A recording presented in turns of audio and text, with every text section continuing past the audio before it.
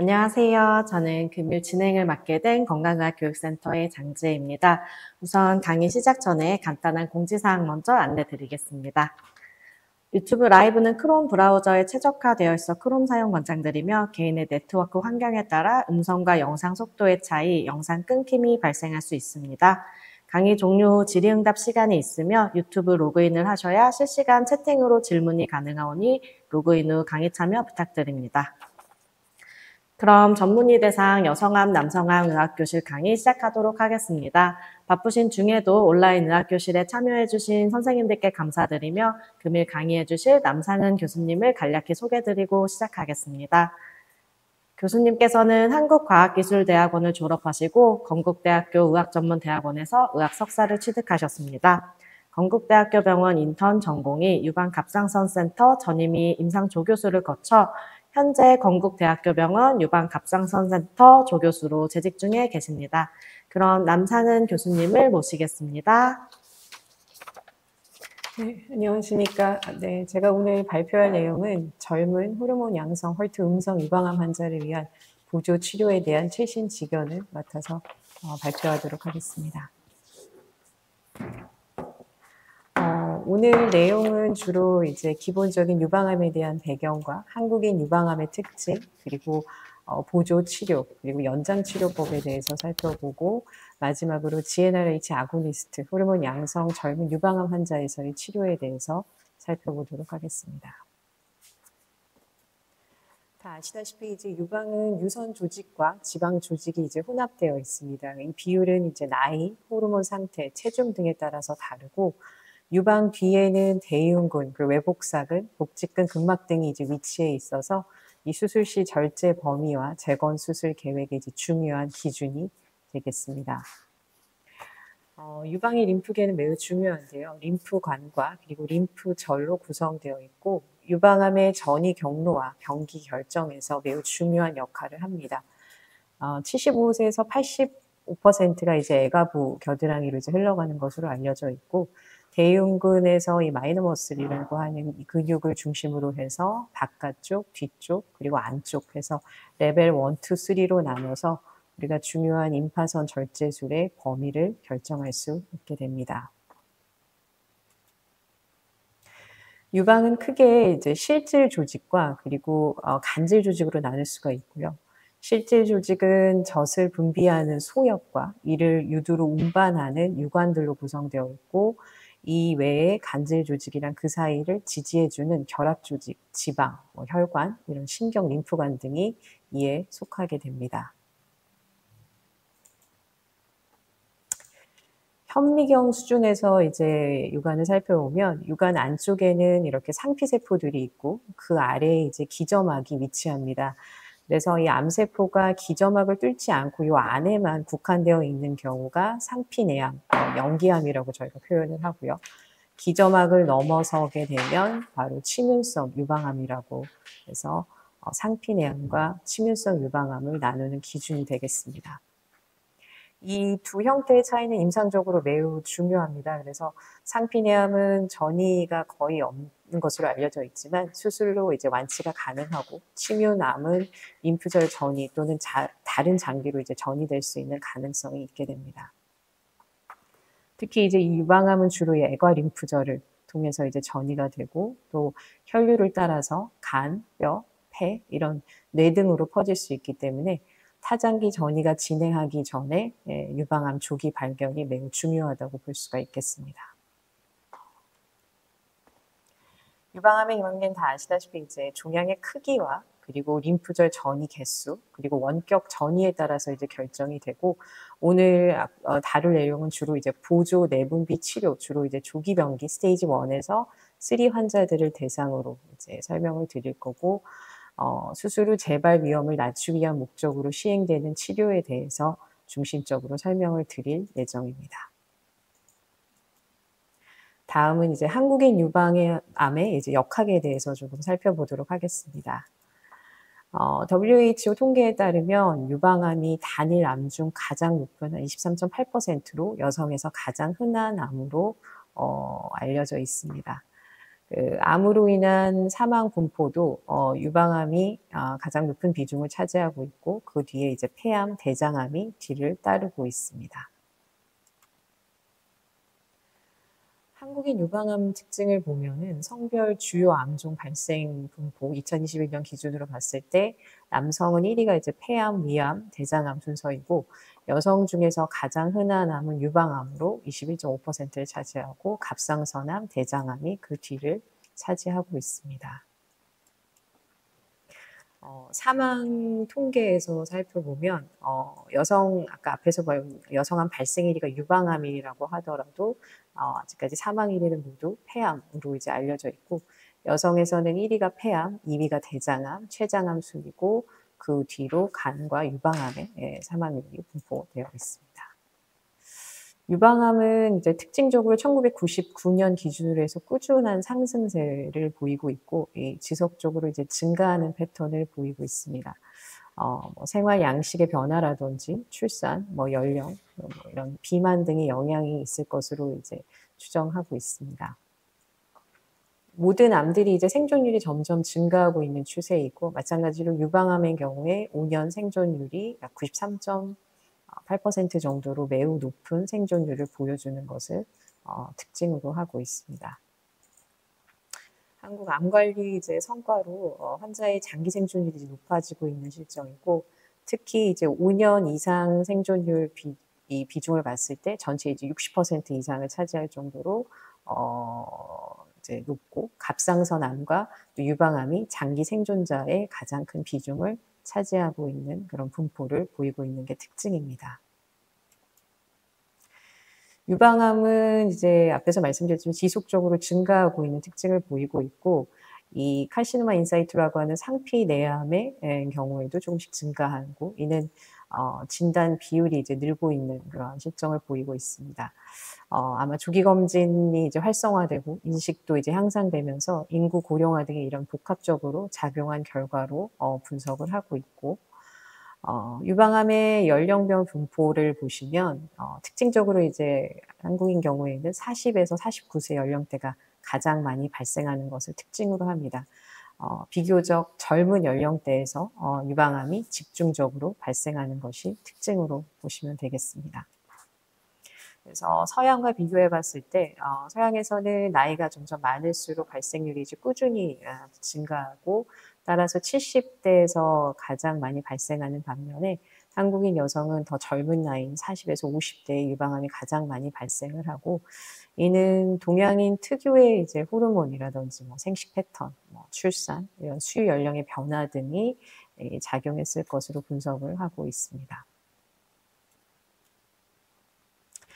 유방암의 원인은 사실 다양합니다. 즉 이제 불명확하다고 볼 수가 있고 유전적인 요인으로 이제 전체 BRCA1, 2 유전자의 변이가 있는 경우가 전체 유방암의 약 5%, 10%에 불과하고 대부분은 우리가 잘 알고 있듯이 이제 호르몬의 노출 그리고 비만, 식이 습관, 뭐 환경 요인 등 여러 가지 이제 관련이 있는 것으로 알려져 있습니다.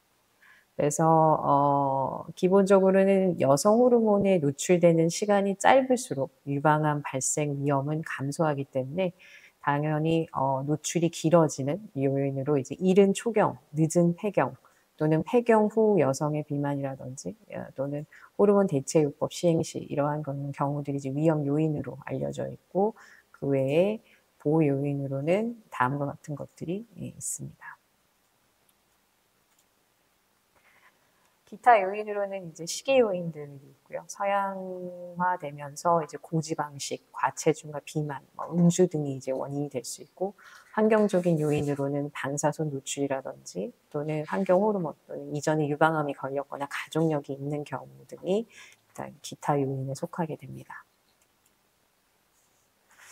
이 호르몬 타입이 이제 4가지가 있는 것으로 잘 알고 계시는데요. 유방암에서의 호르몬 수용체 발현율을 이제 좀 살펴보면, 국가 데이터에 따르면 최근 이제 20년간 한국 유방암에서 호르몬 수용체 양성, 즉 ER, PR 양성인 타입에 꾸준히 이제 증가하고 있는 실정입니다.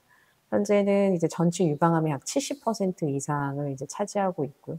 따라서 내분비 치료의 역할이 이제 점점 더 중요해지고 있다라고 볼 수가 있겠습니다. 다음은 이제 이 내분비 치료를 좀 더 자세하게 살펴보도록 하겠습니다.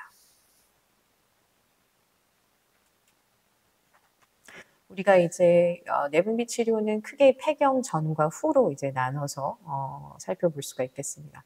폐경 전 여성에서는 이제 에스트로겐이 난소에서 직접 생성이 되고 이 뇌하수체에서 분비되는 루티나이즈 호르몬, 황체 형성이나 난포 자극 호르몬에 의해서 이 난소를 자극함으로써 난소에서 이제 에스트로겐이 분비가 되는 것으로 알려져 있고, 폐경 후 여성에서는 이 난소의 기능이 거의 소실되기 때문에 부신이나 지방 조직에서 생성된 안드로에스테니디온이 지방 조직에서 이 아로마테이즈라는 효소에 의해서 전환되면서 에스트로겐이 생성이 되게 됩니다. 그래서 이러한 경로들을 이제 차단하는 그러한 게 이제 치료제라고 볼 수가 있고, 각 그 경로에 대한 치료제의 이제 작용 부위를 이제 살펴보게 되면, 폐경 전 여성에서 이제 뇌하수체를 자극을 차단함으로써 난소를 이제 억제하는 방법으로 GnRH 아고니스트 또는 안타고니스트가 있고, 안티에스트로겐이라고 해서 이제 유방 조직에서 에스트로겐 수용체를 이제 차단하는 방법으로 이제 대표적인 타목시펜린에 속하고요. 그리고 난소 기능을 직접 제거하거나 억제하는 이 오바리안 어블레이션 같은 경우가 이에 이제 작용 부위에 속하게 됩니다. 폐경 후 여성에서는 아까 이 말초 지방 조직에서 만들어지는 안드로에스테니온이 에스트로겐으로 바뀌는 역할을 하는 이 아로마테이즈 효소를 억제하는 아로마테이즈 이니비터를 통해서, 또는 또 안티에스트로겐 수용체를 직접적으로 차단하는 작용, 이 두 가지를 차단을 함으로써 우리가 치료를 하고 있습니다. 유방암의 앞에서 말씀드린 그 호르몬 치료제들 중에서 이제 그 발전 과정을 이제 보여준 모식도고요. 1970년대에 이제 가장 먼저 타목시펜이 등장함으로써 최초의 항에스트로겐 약제로 폐경 전후 모든 여성에서 이제 표준 치료를 가장 많이 사용이 됐었습니다. 그 이후에 이제 아로마테이즈 이니비터인 AI 계열이 이제 개발되면서 아나스트로졸, 레트로졸, 엑사메스탄 같은 폐경 후 여성에서 주로 이제 타목시펜으로 사용을 하다가 이들로 이제 대체되면서 자리 잡게 됐고, 그 외에는 이제 뭐 토미페렌, 타목시펜의 유사체 또는 서드 제제라고 알려져 있는 그 풀베스트란트 등이 이제 등장을 하면서 추가 치료들이 이제 만들어지게 되었고, 그 이후에는 이런 아로마테이즈 이니비터랑 표적 치료제들, 뭐 트라스투맵이라든지 라파티닙 같은 이러한 약물과 병용 투여하는 방법, 그리고 최근에는 CDK4/6 이니비터라고 하는 이러한 억제제들이 이제 나오면서 레트로졸과 함께 병용 투여해서 현재 많은 치료로 진행이 되고 있습니다. 유방암의 내분비 치료 방법에 대해서 이제 각각에 대해서 조금 더 살펴보도록 하겠습니다. 에스트로겐 생성 이제 억제하는 방법으로 오바리안 어블레이션, 즉 난소 기능을 억제하는 방법. 아까 말씀드렸던 뇌하수체를 직접 차단해서 난소에서 에스트로겐의 이제 분비를 막는 GnRH 아고니스트. 또 이제 폐경 후 여성에서 지방 조직에서 에스트로겐 합성을 막는 아로마테이즈 이니비터, 이게 이제 대표적이고, 그리고 에스트로겐 수용체를 조절하는 잘 알고 계신 타목시펜이 썸 제제에 속하고요. 그리고 풀베스트란트는 에스트로겐 수용체를 분해하는 서드 제제의 이제 예가 되겠습니다. 또 이제 신호 경로를 이제 각각 조절하는 내분비 치료에 내성이 생겼을 때 이제 극복하는 방법으로 다음과 같은 것들이 있습니다. 내분비 요법을 이제 계속 설명을 하고 있는데, 일단 목표는 단순한 재발 억제가 아니라 이제 예후도 개선하면서 생존을 연장하는 그러한 이제 목적을 가지고 있습니다. 첫 번째로 이제 썸 제제부터 이제 살펴보면, 썸 제제, 셀렉티브 에스트로겐 리셉터 모듈레이터로 에스트로겐 수용체에 이제 부분적으로 작용하는 약물이라고 생각하시면 되겠습니다. 이게 이제 조직에 따라서 어디에서는 에스트로겐을처럼 이제 기량작용, 뭐 아고니스트 역할, 안타고니스트 역할을 다 이제 할 수가 있고, 타목시펜과 클로미펜 같은 게 이제 대표적인 썸 제제로 알려져 있습니다. 우리가 이제 타목시펜은 잘 아시다시피 유방에서는 이제 억제하는 역할을 하고 자궁에서는 약한 이제 에스트로겐 작용을 하고 있는 것으로 알려져 있고, 랄록시펜에서는 자궁에서도 이제 억제 작용을 하고 있기 때문에 타목시펜보다 조금 더 안전한 약물로서 알려져 있고, 어쨌든 각 조직에서 조금씩 다른 작용을 하는 것으로 알려져 있습니다. 타목시펜의 이제 치료기간 다 아시다시피 이제 5년으로 알려져 있고요. 1년, 2년, 5년을 이제 비교한 그래프이고, 5년 치료 시 각각 리커런스 모탈리티, 즉 재발률과 사망률이 가장 낮음을 보여줍니다. 그래서 표준 호르몬 치료는 5년 투여가 이제 권장이 되고 있습니다. 우리가 이제 호르몬 수용체 양성인 환자에서 이제 다음과 같은 치료들을 진행을 하고 있는데, 그렇다면 ER/PR 상태가 이 타목시펜 효과에 어떻게 다른지를 이제 본 연구가 되겠습니다. 그래서 타목시펜의 효과는 당연히 이제 ER과 PR, 수용체 상태가 이제 양성인 경우에서 가장 큰 치료 효과를 보여주고 있고, ER이 양성이면서 PR이 이제 음성이더라도 타목시펜의 이득이 이제 존재하는 결과를 보여줍니다. ER이 이제 음성이면 사실 PR이 양성이어도 타목시펜 효과가 거의 이제 없는 것을 보여줌으로써, 어쨌든 에스트로겐이 이제 필수 표적이라는 거는 다 알고 있는 사실이고, 특히 이제 ER 양성일 때 재발을 유의하게 줄일 수 있다라는 것을 이제 보여주는 연구가 되겠습니다. 타목시펜에서 이제 예전부터 계속 얘기하는 캐리오버 이펙트라는 게 있습니다. 이제 이거는 다 아시다시피 5년간 우리가 타목시펜을 이제 복용을 하더라도 거기서 이제 치료가 끝나는 게 아니라 복용 후에도 효과가 10년에서 15년 이상 쭉 이렇게 지속이 되고 있는 것을 보여주는 거고, 따라서 타목시펜 복용 종료 후에도 장기간 보호 효과가 이제 유지되고 있기 때문에 이러한 타목시펜 복용이 이제 중요함을 보여주고 있습니다. 두 번째, 이제 아로마테이즈로 넘어가서 이제 아로마테이즈 이니비터에 대해서 좀 살펴보도록 하겠습니다.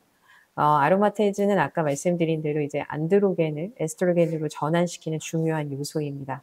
이제 폐경 후 여성에서 에스트로겐 생성에 가장 중요한 역할을 하고 있고, 주로 이제 난소나 지방, 뇌 조직 이런 데에서 이제 존재하는 것으로 알려져 있습니다. 아로마테이즈 이제 억제제는 바로 이러한 역할을 하는 이 효소의 작용을 억제해서 에스트로겐 생성을 억제한다고 보시면 되겠습니다. 대표적으로 이제 두 가지 종류가 있고, 이리버서블 스테로이드 이니비터의 대표적으로 엑세메스탄, 아로마신이 있고, 난스테로이드 이니비터로 이제 아나스트로졸과 레트로졸 두 가지가 이제 있습니다. 주로 이제 폐경 후 여성에서 이제 유방암 치료에 현재 사용을 하고 있고, 이 3세대 AI들은 혈중에 에스트로겐을 거의 완전히 억제하는 그런 특징을 보이고 있어서 폐경 후 여성의 주 치료로 지금 사용을 하고 있습니다. 이제 대표적인 3상 에이탁과 빅190, MA17 이런 임상 실험 결과를 이제 요약해서 과연 이제 AI와 타목시펜을 이제 비교를 하였고, 대부분의 연구에서는 아로마테이즈 이니비터 AI가 이제 질병 없는 그 생존율, 그러니까 디지즈 프리 서바이벌을 개선을 한다라는 그런 결과들을 보여주었고, MA17 대규모 연구에서는 타목시펜과 비교를 했을 때 이 타목시펜을 복용 후에 AI로 연장을 하거나 또는 전환을 했을 때의 생존율 향상에 기여를 한다는 그런 보고가 그런 결과들을 보여주었습니다. 다음은 이제 AI에 이어서 풀베스트란트라고 하는 약물에 대해서 살펴보도록 하겠습니다. 이 풀베스트란트는 이제 에스트로겐 수용체를 분해하는 약물로 잘 알려져 있습니다. 이제 수용체에 결합을 하면 이 에스트로겐을 이제 분해하면 얘네들이 전사체 앞쪽으로 붙지를 못하기 때문에 트랜스크립션이 억제가 되고, 따라서 에스트로겐 의존적 이 성장을 차단을 하게 됩니다. 그래서 이 풀베스트란 특징은 낮은 에스트로겐 환경, 즉 뭐 AI 사용 후에 이제 내성이 생겼을 경우의 효과에 탁월한 것으로 알려져 있고, 에스트로겐을 근본적으로 없애는 약이기 때문에 썸보다 조금 더 강력한 작용을 한다는 보고가 있습니다. 이거는 이제 우리가 호르몬 수용체 양성에 대한 이제 치료를 이제 할 때 가장 많이 나오는 이제 도표고요. PIK3K, AKT 그리고 mTOR, 그래서 팸 경로의 이제 흐름과 전반적인 이제 시그널 패스웨이를 이제 보여주는 표입니다. 그래서 유방암은 특히 이제 호르몬 리셉터 양성, 헐트 음성이고 이제 내분비 치료가 이제 주가 되고 이거에 이제 밀접하게 연관되어 있는 각각의 시그널링 패스웨이에서 어느 단계를 이제 차단을 함으로써 치료가 진행이 되는지를 이제 보여주는 거고요. PI3K 그리고 AKT, mTOR에 이제 각각 억제를 하는 대표적인 약물들이 있습니다. 따라서 이러한 단계를 이제 정밀적으로 타겟을 해서 내분비 요법과 병행하는 것이 현재 치료의 이제 전략이라고 보시면 되겠습니다.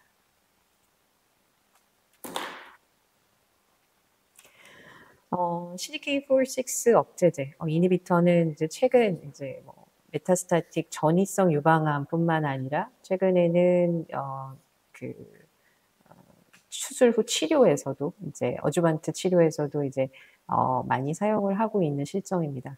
일단 CDK4/6는 세포 주기 조절 단백질로서 RB 단백질을 인산화하면서 세포 주기를 지원해서 S로 진행을 시키는 역할을 합니다. 이 단계를 억제하는 게 이제 CDK4/6 억제제 이니비터라고 하고 대표적인 약물로 이제 뭐 팔보시클립, 라이보시클립, 아베마시클립 많이 들어보셨을 겁니다. 이 과정을 이제 차단해서 세포 주기가 지원해서 S로 진행하는 것을 막기 때문에 이 약물과 함께 우리가 흔히 이제 사용하는 아로마테이즈 이니비터나 풀베스트란트, 서드 제제를 같이 병용 투여하게 되면 시너지 효과로 이제 생존율을 향상한다라는 연구 결과들을 통해서 현재 세포 주기 억제를 통해서 내분비 치료 효과를 강화하고 있다고 보시면 되겠습니다. 다음은 우리가 이제 기본적인 내분비 치료에 이어서 이 연장요법에 대해서 조금 살펴보도록 하겠습니다. 에스트로겐이 이제 그 음성인 것과 양성인 환자의 이제 전체 생존율, 오버 서바이벌 위험률 변화를 이제 시간별로 이제 보여주는 그래프입니다. 이제 ER 음성인 경우에서는 진단 후 이제 2년에서 3년이 이제 재발과 사망 위험이 가장 빠르지만 급격히 이제 감소하는 그런 특징을 보이고 반면 ER 양성은 초기에서는 낮지만 점차적으로 이제 증가하면서 지속적으로 이제 위험이 10년 이상 이제 유지되는 그러한 특징을 보이고 있습니다. 비슷하게 이제 1951명의 환자 조기 이제 유방암, 얼리 브레스트 캔서 환자를 이제 대상으로 해서 A형별로 이제 분석을 한 거고, 우리가 이제 유방암은 크게 네 가지로 루미날 A, 루미날 B 타입, 헐트 타입, 그리고 3중 음성 타입 이렇게 네 가지로 나눌 수가 있는데, 이 네 가지 A형별로 나눠서 각각의 이제 재발률을 봤을 때 TNBC 3중 음성인 경우에는 초기에는 위험도가 물론 높지만 그 이후에 이제 점점 소실이 되는 특징. 하지만 루미날 A인 파란색 그래프나 루미날 B인 경우에는 초기 위험도는 비교적 낮지만 10년 이상 꾸준히 이제 유지가 되는 것으로 봐서 치료 및 추적 전략이 이제 A형별로 이제 달라야 된다는 것을 알게 해줍니다. 62,923명의 이제 ER 양성인 이제 유방암 환자들을 이제 추적한 대규모 메타 분석이고, 이 A는 이제 원격 재발을 보고 B는 이제 유방암 사망을 이제 본 그래프가 되겠습니다. 5년 내분비 이제 치료 종료 후에도 계속 10년, 15년, 20년간 꾸준히 이제 재발 위험도가 이제 누적이 되고 각각의 림프절 전이 개수에 따라서 위험도는 당연히 이제 림프절 전이 개수가 많으면 많을수록 위험도는 점점 올라가기 때문에 이러한 환자들에 있어서는 특히 이 내분비 치료의 연장이 꼭 필요함을 말해주고 있습니다. 그렇다면은 이제 타목시펜 10년과 5년을 이제 사용을 했을 때 과연 이제 차이가 있느냐? 이제 연장을 하게 되면 이제 10년을 복용을 이제 얘기를 하고 있는 거고요.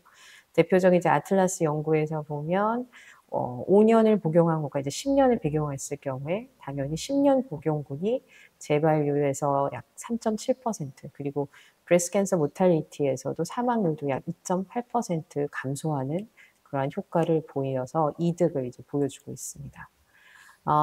에이톰 트라이얼도 역시 이제 대표적인 연구 결과이고요.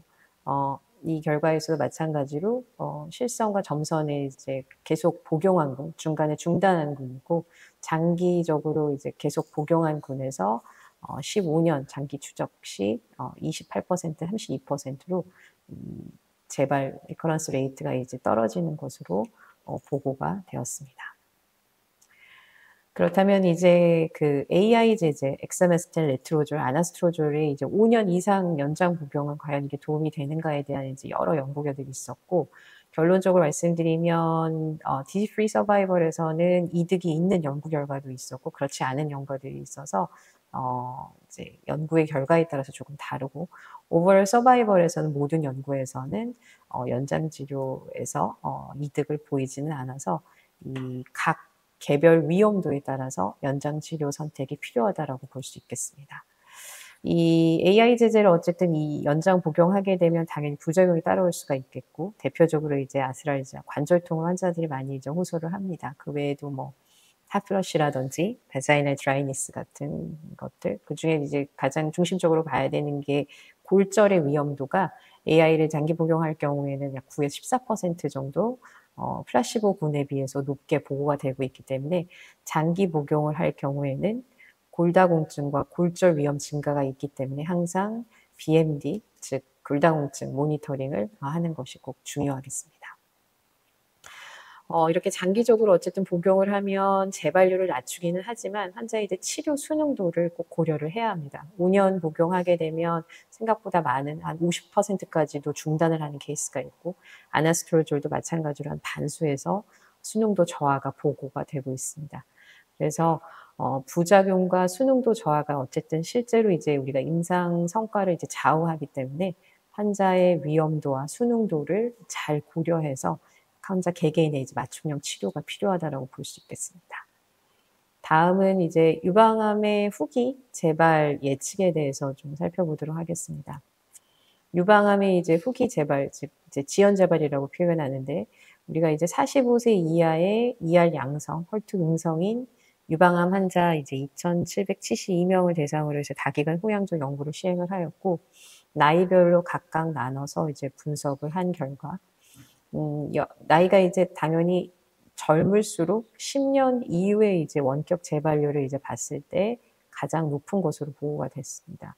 나이가 이제 증가하면 할수록 재발 위험은 이제 점차 감소하는 것이 이제 특징이고, 그러니까 한 살씩 증가할 때마다 후기에 재발 위험도 약 9% 정도가 감소하는 것으로 보고된 결과들이 있습니다. 따라서 이런 어떤 환자들이 이제 지연 재발의 가능성이 높을 것인가라는 이제 예측이 이제 필요하고, 예후 예측을 위해서 이제 사용되는 여러 가지 이제 임상 유전자 기반을 하는 이제 연구들이 이제 있습니다. 이제 국외 대표적인 것들, 그리고 국내에서도 이러한 연구들이 이제 있고, 이러한 연구들은 각 이제 변수나 또는 그 유전자를 이제 기본적으로 보는 개수나 이런 것들에 따라서 예후 예측을 이제 가능하게 하고, 다음과 같은 것들이 이제 있습니다.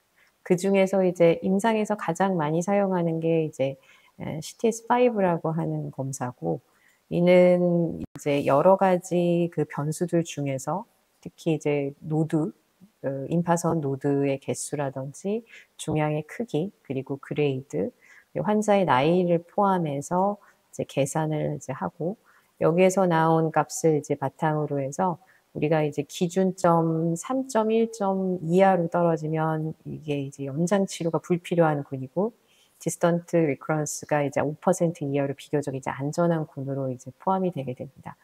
요 수식을 계산해서 이제 3.8이라는 그 수치 이상이 나오게 되면 이 환자분들은 이제 연장 치료를 고려를 하는 게 좋고, 약 10% 정도 이상의 위험도로 계산이 되기 때문에 5년 치료 종료 후에 이러한 검사를 통해서 5년을 더 복용할, 즉 연장 내분비 치료 여부를 이제 임상적으로 예측할 수 있는 그러한 중요한 검사라고 보시면 되겠습니다.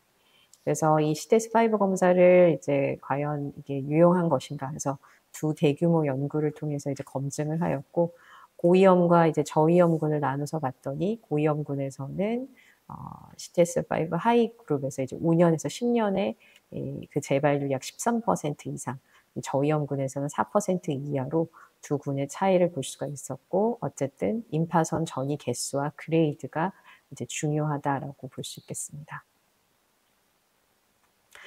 타목시펜을 이제 5년 복용을 하고 거기에 이제 또 추가 5년 이상 계속 복용을 하게 되면 앞서 말씀드린 이제 연구 결과에 따라서 무병 생존율이 이제 감소하는 것은 잘 알려진 사실입니다. 따라서 이제 그 폐경 전 여성이라든지 페리메노포즈 거의 이제 폐경에 가까워진 여성뿐만 아니라 이제 원래는 폐경 후여서 AI를 복용해야 되지만 여러 가지 부작용으로 인해서 AI를 이제 복용을 못하는 환자들을 포함해서 치료를 이제 타목시펜 치료를 권장을 이제 하게 되고 이러한 경우 DFS 효과 향상에 효과가 있다라는 것을 이제 보여주고 있는 내용이고요. 어쨌든 종양 특성이나 개인의 특성에 따라서 치료 기간이나 이런 것들을 개별화하는 것들이 중요하고 사실 정확한 정답은 없어서 쉽지는 않습니다.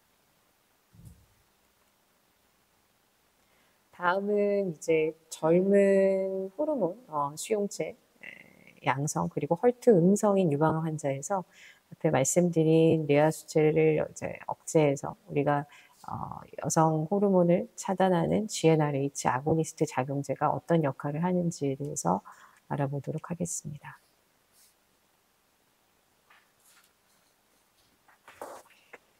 이거는 이제 KBCS 등록 자료 이제 9,885명 50세 이하의 환자를 이제 분석해서 5년 전체 생존율을 이제 각각 분석을 한 겁니다.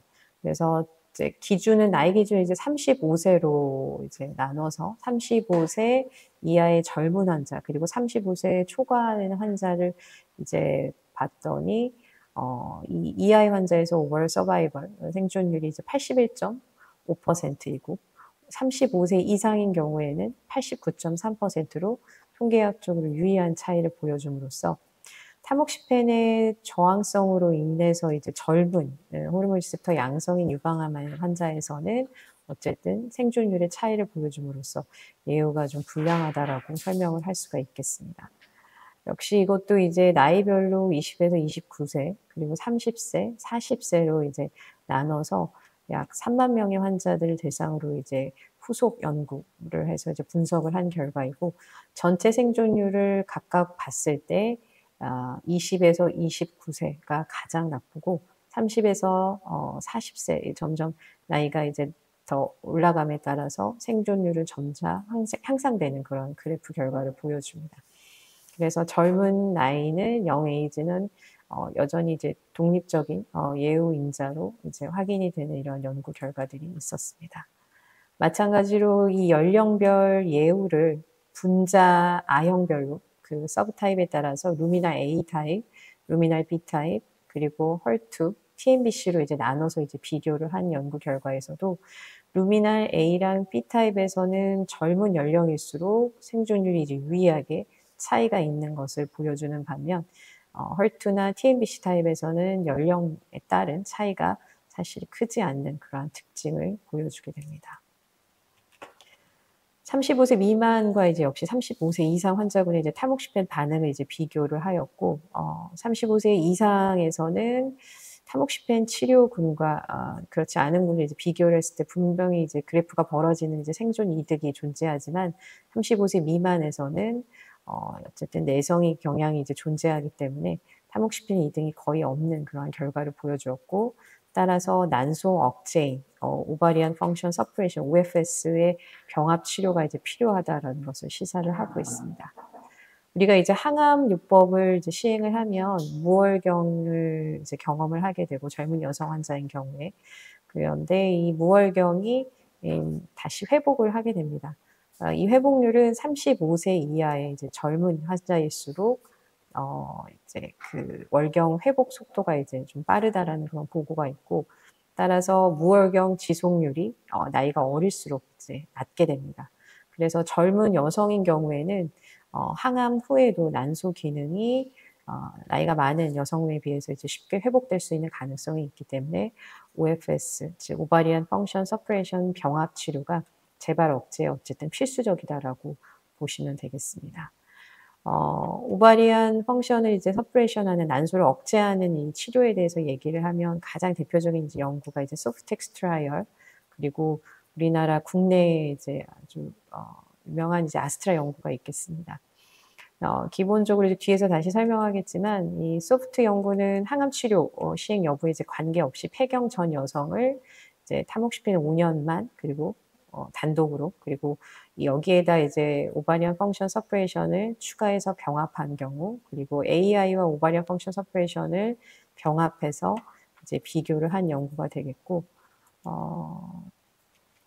역시 이제 앞에서 설명한 연구들을 이제 그 세 군을 같이 이제 비교하면서 무작위 배정을 통해서 프라이머리 엔드포인트로는 디지즈 프리 서바이벌과 그리고 세컨더리 엔드포인트로는 이 브레스트 캔서 없이 이제 사는 간격, 오버all 서바이벌 이제 본 연구가 되겠습니다.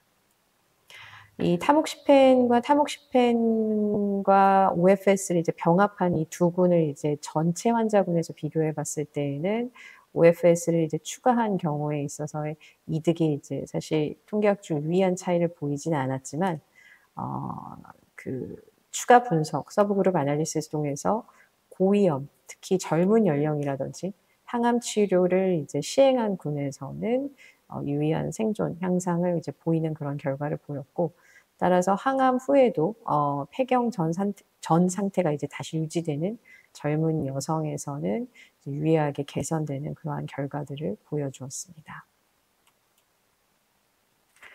OFS 즉 오바리언 펑션 서퍼레이션, 그러니까 난소 기능을 억제하는 이러한 약물을 이제 병합하게 되면 앞에서 이제 물론 디지즈 프리 서바이벌에 이제 이득이 있기는 하지만 우리가 아무래도 추가해서 이제 약물을 사용하게 되면 다음과 같은 부작용들을 이제 경험을 할 수가 있겠습니다. 이제 대표적으로 안면 홍조라든지 핫플러시, 그 다음에 발한 증상, 뭐 관절통 이런 것들이 이제 발생을 하게 되고 또한 이제 무드 디스체인지라고 해서 약간의 이제 우울감이라든지 피로감 같은 것들도 증가할 수 있기 때문에 이러한 약물들을 이제 병합해서 투여할 경우 환자들의 이러한 부작용들을 잘 관리하는 것도 중요한 역할이 되겠습니다. 이런 오바리언 펑션 서퍼레이션을 이제 병용 투여하면 당연히 이제 생존율의 이득도 있고 재발률을 낮추는 그러한 장점은 명확하지만 폐경 유사 이런 증상들이 이제 나타남으로써 환자 입장에서는 이제 삶의 질의 저하가 동반될 수 있기 때문에 환자 상담과 이제 증상 관리를 같이 해서 치료를 하는 것이 중요하겠습니다.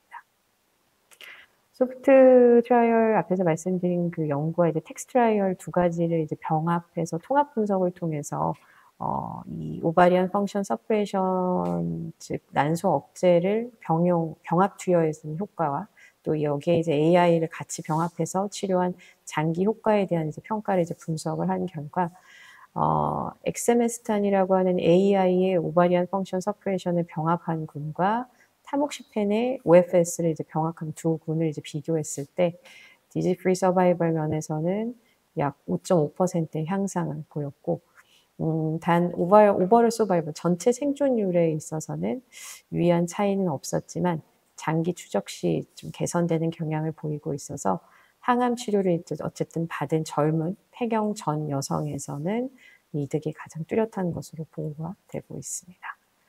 그래서 이 소프트 텍스트 트라이얼에서 이제 우리가 이 병용 투여의 이제 역할이 아주 중요하다라는 것을 이제 보여주었고, 국내 연구에서 이제 뒤에 말씀드릴 아스트라 연구가 있습니다. 이 아스트라 연구는 우리가 이제 기존 소프트 텍스트 트라이얼에서는 오바리언 펑션 서퍼레이션을 이제 5년으로 이제 연구가 진행이 되었고, 이 아스트라 연구는 이제 OFS를 2년만으로 타목시펜 단독 대비 어쨌든 생존 이득을 입증한 한국 주도 연구가 되겠습니다.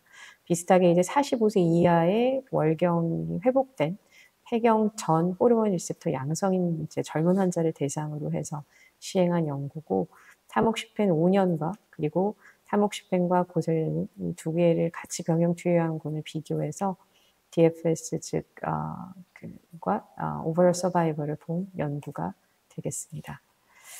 이제 우리가 이제 항암하고 나서 3개월 내에 계속 난소 기능을 이제 평가하면서 무월경이 이제 지속되는 환자 또는 월경이 다시 회복이 되는 환자들이 실제 임상에서 이제 발견을 할 수가 있고, 이 연구는 이러한 세팅이 실제 임상과 거의 이제 비슷한 유사한 환자군으로 설정돼서 항암 후에 폐경 전 상태, 즉 무월경이 이제 월경 상태로 돌아오는 그런 젊은 여성의 치료 결정에 중요한 모델로서 잘 알려져 있습니다.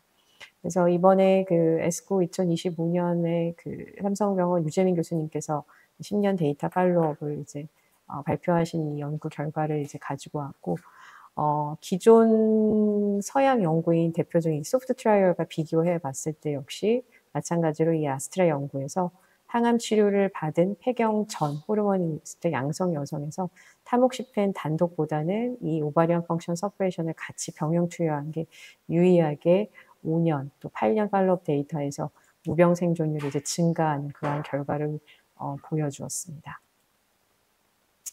마찬가지로 이제 10년 데이터의 이제 결과를 값을 보여주었고, 타목시펜만 단독으로 이제 복용하는 것보다는 타목시펜의 오바리언 펑션 서퍼레이션을 같이 병용 투여했을 경우에 10년 데이터에서 DFS 값을 각각 75.9% 대 83.7%로 절대 차이값 약 한 8%, 7.8%의 향상률을 보여줌으로써 OFS를 병용 투여 약 2년만 했음에도 장기 어쨌든 DFS 값이 8% 정도 향상한 효과를 보여주기 때문에 효과가 5년을 이제 넘어서 10년 이상 지속됨을 보여주었습니다. 10년 이제 그 앞에서는 디지즈 프리 서바이벌 보여주는 보이고 이건 이제 전체 생존율을 이제 보였고요. 전체 생존율에서는 타목시펜 단독과 여기에 이제 OFS를 병용 투여했을 경우에 사실 통계학적으로 유의성을 이제 보여주지는 못했습니다. 하지만 OFS의 병합이 재발 감소에서는 유의하게 아까 말씀드린 대로 한 8%의 차이를 보이기 때문에 아직 사망률 차이에서는 제한적이긴 하지만 병용 투여가 젊은 유방암 환자에서는 꼭 필요하다고 보시면 되겠습니다.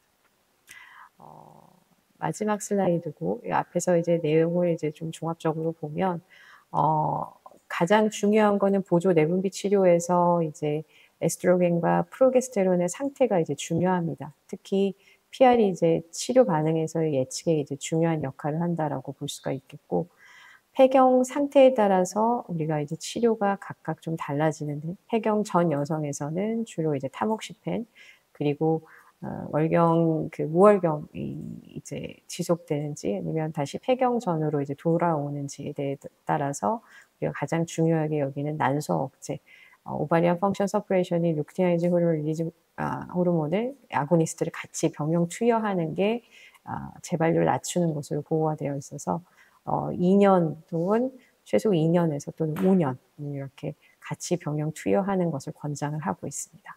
폐경 후 여성에서는 역시 아로마테이즈 이니비터가 메인 치료에 있고 또한 타목시펜도 같이 사용이 가능합니다.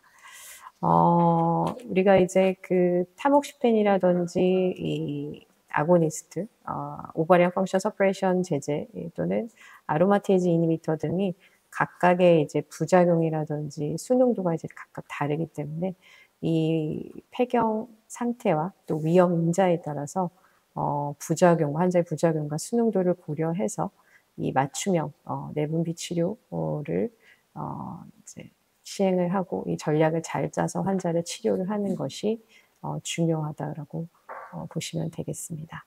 네. 경청해 주셔서 감사합니다. 네, 이제부터는 질의응답 시간을 갖도록 하겠습니다. 채팅창에 질문을 써주시면 순차적으로 답변 드리도록 하겠습니다. 선생님들께서 채팅창에 기재하시고 저희 방송 채팅창에 올라오는데 시간이 좀 걸립니다. 먼저 질문 주신 선생님들이 계셔서 순차적으로 답변 드리겠습니다. 임선영 선생님께서 타목시펜의 최적 투여 기간과 관련하여 10년 연장 요법의 근거는 아틀라스 연구 외에 다른 대규모 임상에서도 재현되었는지 질문 주셨습니다. 아틀라스 연구가 사실 가장 이제 기본적인 연구이고요. 타목시펜 투여 기간은 이제 최근 거의 이제 10년 연장을 이제 기본으로 생각을 하시면 되겠습니다. 근데 아직까지 사실 임상에서 어떤 환자들을 대상으로 이제 연장 투여를 하느냐, 이거에 대한 이제 그 정답은 이제 명확하지는 않지만 아까 말씀드린 그 CDS5 같은 검사 등을 통해서 이제 또는 스테이지가 높거나 그레이드 또는 이제 노드 양성인 환자들을 셀렉션해서 저희가 이제 5년에서 10년으로 이제 임상에서는 이제 연장 요법을 이제 권장을 하고 있고요. 그 외에는 지금 어쨌든 아틀라스 연구가 이제 대표적이고 실제로 이제 임상에서는 저희가 이제 5년 복용을 기준으로 하고 있고 아까 말씀드린 대로 그 검사, CTS5 검사라든지 아니면 그 각 환자들의 노드 스테이지라든지 그레이드 이런 것들을 이제 기준으로 해서 10년 그 연장을 환자들에게 권장을 합니다. 그러면 이제 저희가 그 상피내암이나 그레이드 스테이지 1인 환자에서는 이제 뚜렷하게 권장을 연장 복용을 이제 권장하지는 않고요. 아까 말씀드린 인디케이션이 되는 환자에서는 거의 임상에서는 이제 10년 복용을 권장을 하고 있습니다. 김진희 선생님께서 ER 양성, PR 음성인 환자에서 타목시펜 반응성이 낮다는 근거가 있는데 임상에서 이런 경우에 AI 전환 시점은 어떻게 판단하시는지 질문 주셨습니다. 이제 그 PR 음성 환자에서 물론 이제 타목시펜 반응성이 이제 낮다라는 거는 이제 다 알고 계시는데요. 저희가 이제 AI 전환 시점은 그 호르몬 검사를 해서 이제 폐경 후 로 이제 이투랑 저희 같은 경우는 이제 FSH 검사를 이제 시행을 합니다. 내가 이제 타목시펜을 일단은 복용을 먼저 이제 하고요. 3년 시점에서 이제 그 무월경 지속 기간이 이제 1년 이상 그리고 FSH 값에 이제 변화가 있으면 실제 임상에서는 그 AI 제제로 이제 전환해서 복용을 권장을 하고 있고 그리고 5년 동안에 이제 계속 그 폐경 전을 이제 유지하는 그런 환자에서는 5년 복용 시점에서 추가 이제 5년을 타목시펜으로 할지 AI로 이제 진행할지는 그때 당시에 또 호르몬 검사를 통해서 이제 결정을 하게 됩니다. 그래서 AI 전환 시점에 대해서 이제 명확한 그러한 그 판단을 사실 이제 그 주치의가 이제 해야 되는 게 있는데 이제 호르몬 검사가 이제 주가 되고 있고요. 그리고 나이 또는 이러한 여러 가지를 이제 판단해서 저희가 결정을 하게 됩니다. 또 송세벽 선생님께서 향후 CDK4/6 이니비터 병용의 적응증 확대나 치료 순서 조정 가능성에 대한 최신 의견이 궁금하다고 질문 주셨습니다. CDK4/6 이제 이니비터 같은 경우에 뭐 이제 전이성 유방암에서는 지금 거의 퍼스트 라인으로 이제 항암 대신에 이제 많이 사용을 하고 있는 것으로 잘 알고 계십니다. 이제 최근에는 우리가 이제 수술하고 나서 잔존함이 없는 그러한 환자를 대상으로 해서 이제 그 어주반트 라인까지 이제 지금 들어와 있는 상황이고요. 실제 이제 임상에서 이제 저희 같은 경우는 그러니까 그 T2N0에서 이제 노드에 이제 전이가 없는 상태이지만 그레이드가 높거나 또는 이제 유전자 검사를 통해서 하이리스크 그룹으로 이제 진단된 이런 환자들을 대상으로 그리고 당연히 이제 노드가 이제 임파선 전이가 있는 경우에 있는 이러한 스테이지 2, 3 이상의 이제 환자들을 대상으로 해서 권장을 합니다. 근데 이제 임상적으로 어쨌든 방사선 치료와 항암 치료를 이제 종료하고 나서 이 CDK4/6 이니비터를 이제 물론 약물에 따라서 이제 2년 복용, 3년 복용을 이제 잔존함이 없는 상태에서 이제 어주반트 치료제로 사용을 해야 되기 때문에 환자들에게 있어서 이제 적응증이 되는 환자들한테서는 권장을 지금 하고 있고 실제로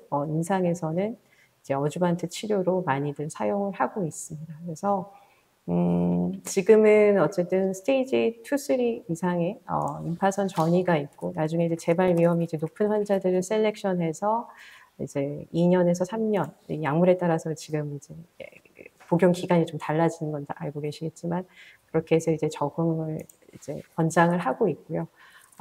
추후에는 항암을 이제 아직까지는 이제 연구 결과는 이제 지금 진행이 되는 것으로 알고 있지만 항암을 할 수 없는 그러한 상황인 환자인데 재발 위험성이 높은 환자들을 이제 대체하는 약물로 사용이 되지 않을까라고 조심스럽게 생각을 하고 있습니다. 마지막으로 김관영 선생님께서 엔도크린 리지스턴트를 예측할 수 있는 바이오마커에 대한 연구 동향은 어떤지 질문 주셨습니다.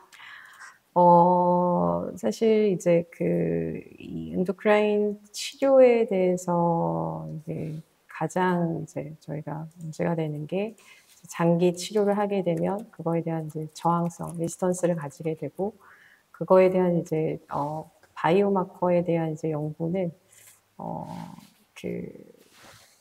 정확하게 이제 아직 나와 있는 거는 제가 없는 것으로 알려져 있습니다. 물론 이제 연구가 많이 진행이 되고 있고 이 내성에 대한 치료를 일단 진행을 하려면 그 내성에 대한 이제 마커를 이제 셀렉션해서 그것들을 이제 볼 수가 있어야 되는데 정확하게 이제 엔도크라인 세라피에 대한 바이오 마커에 대해서는 아직도 이제 연구가 진행이 되는 것으로 알려져 있고 정확하게 이제 셀렉션해서 이거를 이제 볼 수 있는 거는 조금 더 연구가 더 필요할 것으로 생각돼요 지금. 네, 이것으로 여성암, 남성암 의학교실 마치도록 하겠습니다. 그럼 다음 2차시 남성암 강의인 전립선암 강의일에 다시 뵙도록 하겠습니다. 귀한 시간 내어 강의해주신 남상은 교수님께 다시 한번 감사의 말씀 전달드립니다. 감사합니다. 네, 감사합니다. 네. 여성암, 남성암 의학교실에 참여해주신 선생님들께 감사 말씀드리며 향후 보다 나은 교육 내용으로 거듭나고자 강의 만족도 설문조사를 마련하였습니다. 유튜브 영상 하단의 URL을 클릭하시어 만족도 조사지 작성 부탁드립니다. 조사지에 들어가셔야 금일 강의 참여 확인도 가능합니다. 또한 강의 자료는 지적 재산으로 공식적인 허가 없는 외부 유출을 금지하오니 참고 부탁드리며 이것으로 전문의 대상 여성암, 남성암 의학교실을 모두 마치겠습니다. 감사합니다.